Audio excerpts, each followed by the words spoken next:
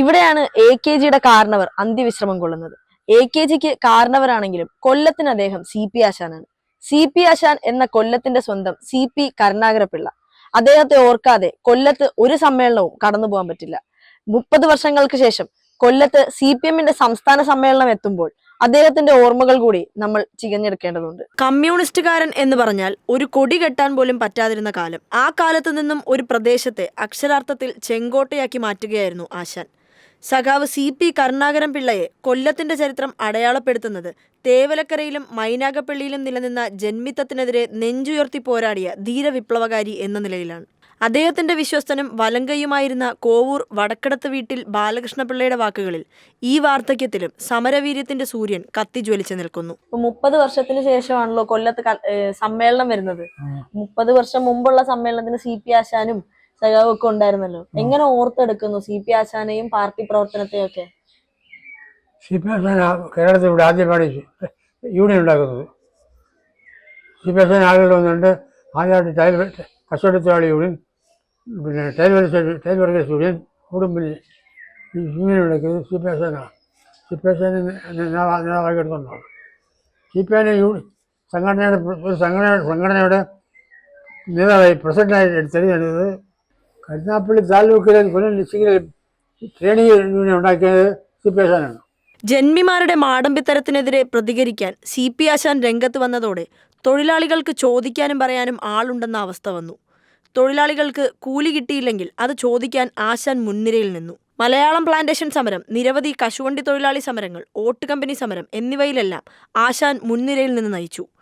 1953 ഒരു പഞ്ചായത്ത് തെരഞ്ഞെടുപ്പുമായി ബന്ധപ്പെട്ട് അദ്ദേഹത്തെ പോലീസ് അറസ്റ്റ് ചെയ്യുകയും പോലീസ് സ്റ്റേഷനിൽ എത്തും വരെ ക്രൂരമായി മർദ്ദിക്കുകയും ചെയ്തു. മിച്ചഭൂമി സമരത്തിൽ പങ്കെടുത്തും അടിയന്തരാവസ്ഥ കാലത്തും അദ്ദേഹം ജയിൽ ശിക്ഷ അനുഭവിച്ചു. ചേട്ടന്റെ പേരെന്താണ്? R. തുളസീധരൻ പിള്ള. ഇവിടുത്തെ CPMന്റെ ലോക്കൽ കമ്മിറ്റി സെക്രട്ടറിയാണ്, മൈനാഗപ്പള്ളി കിഴക്ക്. ഓക്കെ. ഇപ്പോ 30 വർഷത്തിന് ശേഷം കൊല്ലത്ത് സമ്മേളനം എത്തുകയാണ്. അപ്പൊ സമ്മേളനത്തിന് മറക്കാൻ പറ്റാത്ത ഒരുപാട് സഖാക്കളിൽ ഒന്ന് തന്നെയാണ് CP ആശാനും. CP ആശാൻ എന്ന് പറഞ്ഞ് CP ആശാൻ ഓർക്കാതെ കൊല്ലത്തൊരു സമ്മേളനം വരാതെ തന്നെ നടക്കാത്ത കാര്യമാണ്. അപ്പൊ എങ്ങനെ ഓർത്തെടുക്കുന്നു അദ്ദേഹത്തെയും അദ്ദേഹത്തിന്റെ പ്രവർത്തനങ്ങളെയും? CP ആശാനെ സംബന്ധിച്ച് ഈ നാട്ടില് ഞങ്ങള് പാർട്ടിയെക്കുറിച്ച് കേൾക്കുന്നത് തന്നെ CP ആശാന്റെ പേരോടുകൂടിയാണ്. ഞങ്ങളുടെ കുട്ടിക്കാലത്ത് യഥാർത്ഥത്തിൽ CP ആശാനിൽ ആകൃഷ്ടരായിട്ടാണ് യഥാർത്ഥത്തിൽ ഈ മൈനാഗപ്പള്ളി പ്രദേശത്ത്, തേവലക്കര മൈനാഗപ്പള്ളി പ്രദേശത്ത് ജനങ്ങൾ പാർട്ടിയിലേക്ക് വന്നത്. പിന്നീട് ഏറ്റവും പ്രധാനമായിട്ട് നമുക്ക് ഓർത്തെടുക്കാൻ കഴിയുന്നത് ഈ തേവലക്കര ബോയ്സ് ആൻഡ് ഗേൾസ് ഹൈസ്കൂളാണ്. അത് 1917 സ്ഥാപിച്ച സ്കൂളാണെന്നാണ് ഞങ്ങൾ പറഞ്ഞു കേട്ടിട്ടുള്ളത്.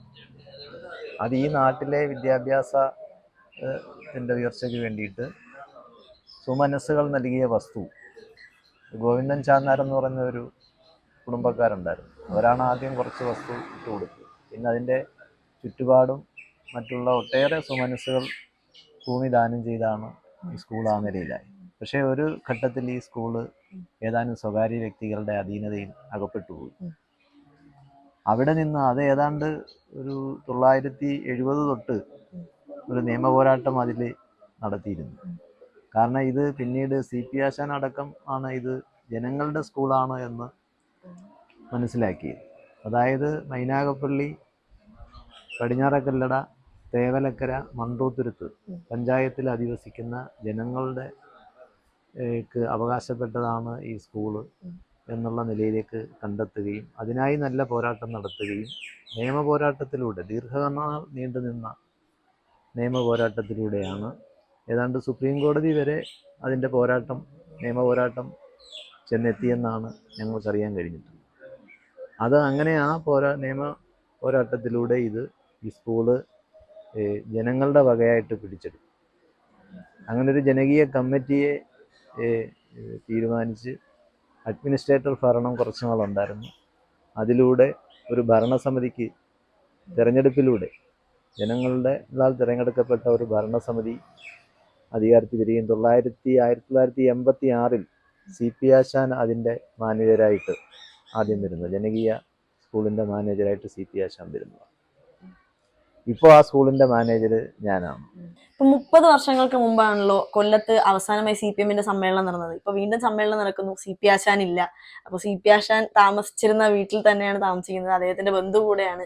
എങ്ങനെ ഓർത്തെടുക്കുന്നു CP ആശാനെ കുറിച്ചുള്ള ഒരു പാർട്ടി ജീവിത ചരിത്രം എന്ന് പറയുന്നത്? അദ്ദേഹത്തിൻ്റെ ജീവിതം മൊത്തം പാർട്ടിക്ക് വേണ്ടി സമർപ്പിച്ച മനുഷ്യനാണ്. അവിവാഹിതനായിട്ട് തന്നെ ജീവിച്ച് പാർട്ടിക്ക് വേണ്ടി സമർപ്പിച്ച മനുഷ്യനാണ്. ഇവിടെ ഈ വീടെന്ന് പറയുന്നത് തന്നെ ഞങ്ങളാണ് ആദ്യമായിട്ട് കുടുംബമായിട്ട് താമസിക്കുന്നത്. ഇതിനു മുമ്പ് പാർട്ടി ഓഫീസ് തന്നെയായിരുന്നു ഇവിടെ. അങ്ങനെ വലിയ വലിയ മഹാന്മാരെല്ലാം വന്ന് താമസിച്ചിട്ടുള്ള ഒരു വീടാണ്. ഇപ്പൊ സ്മൃതി മണ്ഡപം ഉണ്ട്. ഇപ്പൊ അദ്ദേഹത്തിന്റെ കൊല്ലത്തിന്റെ ചരിത്രത്തിൽ മാറ്റിവെക്കാൻ പറ്റാത്ത കുറച്ച് ആൾക്കാരിൽ ഒരാളാണ് CP ആശാനും MK ഭാസ്കരനും ഒക്കെ. അപ്പോ അദ്ദേഹത്തിന്റെ ഇപ്പൊ കുടുംബത്തിലാണെങ്കിലും അല്ലാതെയും ഒക്കെ അദ്ദേഹത്തിന്റെ ഓർമ്മകളെ അദ്ദേഹം കൊച്ചുനാൾ ഒരു 8ാം ക്ലാസ് വരെ പഠിച്ച വിദ്യാഭ്യാസം, അതൊന്നും കൃത്യമായിട്ട് എനിക്കറിയില്ല. ശേഷം പാർട്ടിയായിട്ടങ്ങ് ഇറങ്ങി പാർട്ടി പ്രവർത്തനമായിട്ട് പോയി. സ്വത്തുക്കൾ ഭൂരിപക്ഷവും പാർട്ടിക്ക് തന്നെ സമർപ്പിച്ച് അങ്ങനെ ജീവിച്ചൊരു മനുഷ്യനാണ്. കൊല്ലം ജില്ലയിലെ സമര പോരാട്ടങ്ങളുടെ ചരിത്രത്തിൽ മാറ്റി നിർത്താനാവാത്ത പേരാണ് CP കരുണാകരൻപിള്ള. കാലങ്ങൾക്കിപ്പുറം പുതിയ തലമുറയുടെ മനസ്സിൽ പോലും ആ മനുഷ്യൻ സ്മരണകളിലെ വിപ്ലവ ജ്വാലയായി നിറഞ്ഞു നിൽക്കുന്നു.